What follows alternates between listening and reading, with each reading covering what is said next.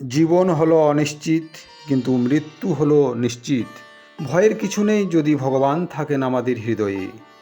যে মানুষ প্রতিদিন ভগবানের নাম স্মরণ করে, ভক্তিভরে কর্ম করে এবং হৃদয়ে ভগবান শ্রীকৃষ্ণকে ধারণ করে, তার কাছে মৃত্যু কোনো ভয়ের কারণ নয়, বরং ভগবানের সান্নিধ্যে ফেরার পথ।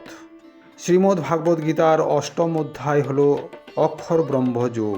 আসুন আমরা ভিডিওতে যাই, কিন্তু তার আগে আমার ছোট্ট একটা অনুরোধ, আপনি যদি আমার চ্যানেলে নতুন হয়ে থাকেন তবে চ্যানেলটি অবশ্যই সাবস্ক্রাইব করে সঙ্গে থাকুন, এবং ভিডিওটি যদি ভালো লাগে তবে অবশ্যই লাইক করবেন, কমেন্টস করে জানাবেন এবং শেয়ার করতে ভুলবেন না।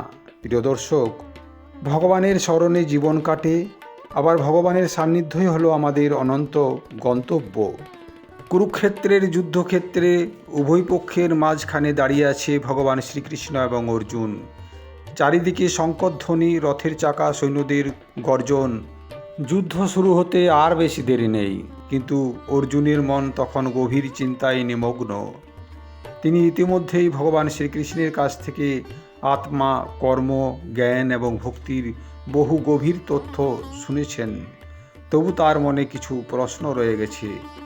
তাই অর্জুন ভক্তিভরে ভগবান শ্রীকৃষ্ণকে বললেন, হে প্রভু, আপনি ব্রহ্ম, আধ্যাত্ম, কর্ম, অধিভূত, অধিদৈব এবং অধিযজ্ঞ, এই সব শব্দ বললেন, কিন্তু এদের প্রকৃত অর্থ কী? আর জীবনের শেষ মুহূর্তে কিভাবে আপনাকে স্মরণ করলে আপনাকে লাভ করা যেতে পারে?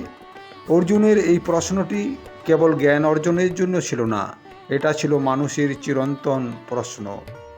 মৃত্যুর সময় কি ঘটে, শেষ স্মরণ আমাদেরকে ভবিষ্যৎ কিভাবে নির্ধারণ করে, এই প্রশ্নটা অত্যন্ত গভীর প্রশ্ন।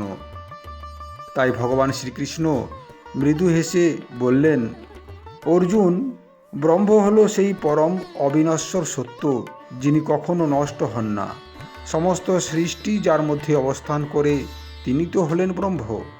আধ্যাত্ম হলো জীবনের অন্তর্নিহিত আত্মস্বরূপ, আর কর্ম হলো সেই শক্তি যার দ্বারা জীব সৃষ্টি এবং কার্যকলাপে প্রবৃত্ত হয়। ভগবান শ্রীকৃষ্ণ যেন ধীরে ধীরে একটা মহাজাগতিক রহস্যের দরজা খুলে দিচ্ছেন। তিনি বললেন, এই দৃশ্যমান জগৎ যা জন্মায় ও ধ্বংস হয়, তা হলো অধিভূত। দেবশক্তির যে নিয়ন্ত্রণ, তা হলো অধিদৈব। আর সমস্ত যজ্ঞের অন্তরে আমিই অধিযোগ্য রূপে অবস্থান করি। অর্জুন অত্যন্ত মনোযোগ দিয়ে শুনছিলেন।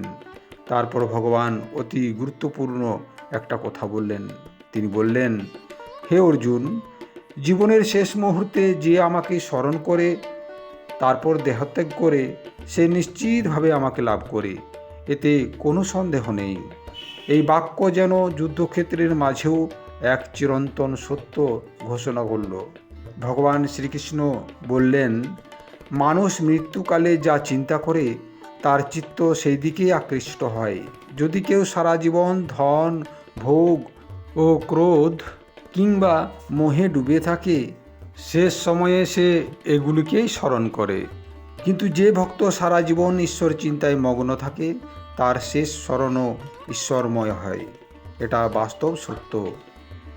এজন্য ভগবান শ্রীকৃষ্ণ আমাদেরকে শেখাচ্ছেন যে শেষ মুহূর্তে স্মরণ হঠাৎ তৈরি হয় না, তা সারা জীবনের সাধনার একটা ফল।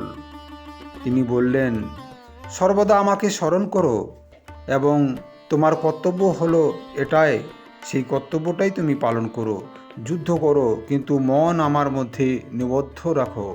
এখানে গীতার অসাধারণ একটা শিক্ষা লুকিয়ে রয়েছে। সংসার ছেড়ে পালানোটা যুক্তির মধ্যে নয়, বরং কর্মের মধ্যেই ঈশ্বর স্মরণ রাখো। ভগবান এরপর ধ্যানের একটা গভীর পদ্ধতি বোঝালেন। তিনি বললেন, যে সাধক ইন্দ্রিয়গুলিকে সংযম করে, মনকে হৃদয়ের মধ্যে স্থির করে, প্রাণশক্তিকে ভ্রু মধ্যে স্থাপন করে এবং ওম এই উচ্চারণটা করতে করতে আমাকে স্মরণ করে দেহত্যাগ করে, সেই পরম গতি লাভ করে।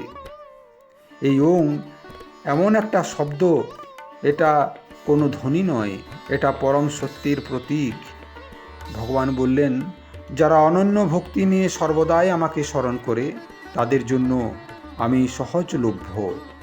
এখানে ভগবান যেন ভক্তদের আশ্বস্ত করে বললেন, ঈশ্বরকে পাওয়া কঠিন নয়, কঠিন হলো মনকে সত্যিকারে তার দিকে ফিরিয়ে নিয়ে যাওয়া। এরপর ভগবান সময়ের বিশাল একটা পরিসর ব্যাখ্যা করতে শুরু করলেন। তিনি বললেন, ব্রহ্মার একদিন মানে 1000 যুগের সমান, এবং তার এক রাত হলো 1000 যুগের সমান। ব্রহ্মার দিন শুরু হয়, সৃষ্টি প্রকাশিত হয়, আবার রাত শুরু হয়, তখন সব কিছু লুকিয়ে যায়। অর্জুন বিস্মিত হলেন। মানুষ যেখানে 100 বছরকেই দীর্ঘ জীবন মনে করে, সেখানে কৃষ্ণ কোটি কোটি বছরের সময়চক্রের কথা বলছেন। ভগবান বললেন, সৃষ্টি বারবার জন্মায়, আবার বিলীন হয়, কিন্তু এর উপরে আছে এক চিরন্তন অবিনশ্বর ধাম, যেখানে পৌঁছালে আর ফিরে আসতে হয় না। সেই ধামই হলো পরম গতি, পরম আবাস। ভগবান বললেন, যে আমাকে লাভ করে সে আর জন্ম মৃত্যুর দুঃখময় জগতে ফিরে আসে না। এজন্য এক বন্দি পাখির মুক্ত আকাশে উড়ে যাওয়া। তারপর ভগবান দুটি পথের কথা বললেন, একটা হলো আলোকের পথ, অন্যটা হলো অন্ধকারের পথ। আলোর পথে যাত্রাকারী যোগীরা ঈশ্বর লোক লাভ করে আর ফিরে আসে না, কিন্তু অন্ধকারের পথে গমনকারী পুনরায় জন্মগ্রহণ করে। কিন্তু ভগবান এই তথ্য বোঝানোর পর একটা মূল শিক্ষা দিলেন। তিনি বললেন, হে অর্জুন, এই সব জেনে তুমি বিভ্রান্ত হয়ে যেও না। সর্বদাই যোগের মধ্যে প্রতিষ্ঠিত হও। অর্থাৎ পথের বিশদ জানার চেয়েও বড় বিষয় হলো ভক্তি, শরণ এবং আত্মসমর্পণ। এবার অর্জুনের মন থেকে অনেক অন্ধকার দূর হয়ে গেল। তিনি বুঝে নিলেন যে মৃত্যু শেষ নয়, এটা কেবল একটা দ্বার। যেমন মানুষ পুরনো বস্ত্র ত্যাগ করে নতুন বস্ত্র ধারণ করে, ঠিক তেমনি আত্মা এক দেহ থেকে অন্য দেহ লাভ করে, কিন্তু যে ভগবানকে লাভ করে তার আর ফেরার প্রয়োজন হয় না। হরে কৃষ্ণ।